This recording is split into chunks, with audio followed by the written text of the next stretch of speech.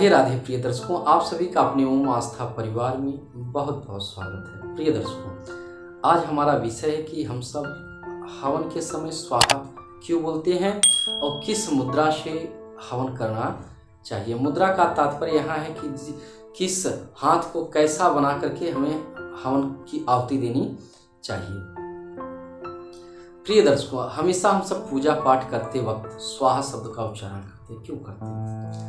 और आप सब ध्यान दिए होंगे कि पंडित जी जब आते हैं आपके यहाँ पूजा कराने, अगर आप सब स्वाहा शब्द का उच्चारण नहीं करते हैं तो पंडित जी आपको टोक के बोलते हैं कि आप सब स्वाहा शब्द का उच्चारण करिए।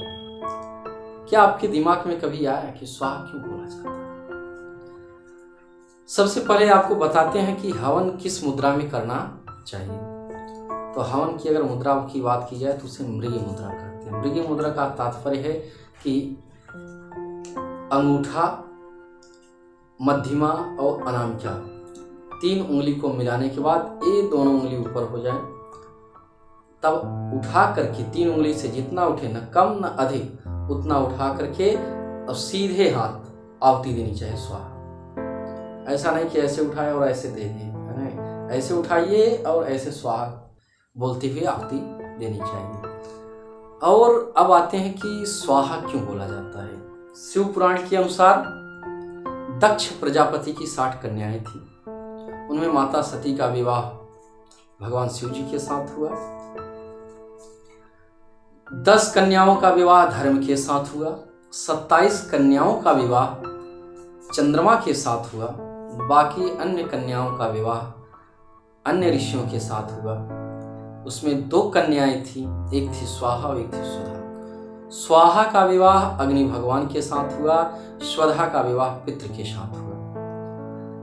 तो जब विवाह हो जाता है तो स्वाहा ने अपने पति अग्निदेव से मांगा कि हमारा और आपका प्रेम बना रहे, इसलिए मैं आपसे कुछ मांगना चाहती हूँ। तो अग्निदेव से स्वाहा ने कहा कि मैं चाहती हूं कि हमारा और आपका प्रेम हमेशा बना रहे, आप जहां रहें वहां हमारा भी नाम लिया जाए।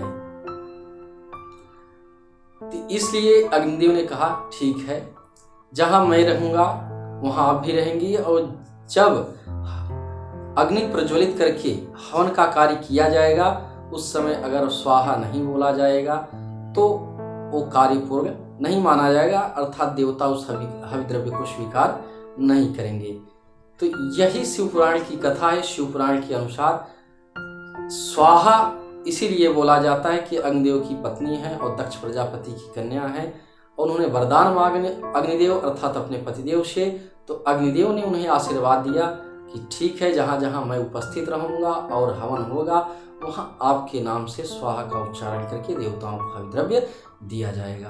अगर हमारी वीडियो आपको अच्छी लगी हो तो लाइक करें, सब्सक्राइब करें। धन्यवाद। राधे।